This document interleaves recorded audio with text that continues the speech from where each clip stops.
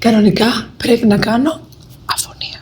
Αλλά δεν μπορώ να μην σχολιάσω τη νέα διατροφική πυραμίδα των ΗΠΑ. Μία πυραμίδα που έφερε κυριολεκτικά τα πάνω κάτω. Στην κορυφή μοσχαρίσιο κρέας και βούτυρο και στη βάση τα δημητριακά. Ακούμε το μότο Eat Real Food και συμφωνούμε. Είναι πολύ σημαντικό να αποφεύγουμε τα υπερεπεξεργασμένα τρόφιμα και αυτό είναι άλλωστε μια οδηγία που υπήρχε μέχρι πρότινος. Αλλά μετά αρχίζουν οι αντιφάσεις. Από τη μία μας λένε φάτε περισσότερο κρέας και πλήρη γαλακτοκομικά προϊόντα.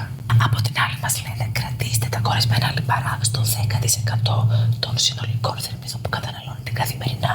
Πώς ακριβώς θα γίνει αυτό όταν τα προϊόντα ζωικής προέλευσης αποτελούν την κύρια πηγή των κορεσμένων λιπαρών στη διατροφή μας? Για παράδειγμα, σε μια διατροφή 2.000 θερμίδων, αν καταναλώσουμε ένα πλήρες γιαούρτι και μια μερίδα μοσχαρίσιου κρέατος, έχουμε ήδη προσεγγίσει το όριο. Επόμενη αντίφαση. Από τη μία μας λένε τρώτε περισσότερα φρούτα και λαχανικά. Από την άλλη, οι μερίδες που προτείνονται είναι λιγότερες από τις προηγούμενες συστάσεις.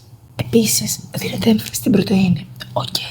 Αλλά δεν βλέπω κάπου στην πυραμίδα σχεδιασμένα τα όσπρια. Γίνεται να μην γίνεται καμία διάκριση μεταξύ φυτικής και ζωικής πρωτεΐνης και να μπαίνουν όλα στο ίδιο τσουβάλι.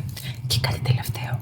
Όταν στην κορυφή της πυραμίδας βρίσκεται το κρέας και τα γαλακτοκομικά, η βιωσιμότητα του πλανήτη πού ακριβώς χωράει? Οι νέες οδηγίες λοιπόν είναι το λιγότερο αντιφατικές και οριακά παραπλανητικές. Αυτό.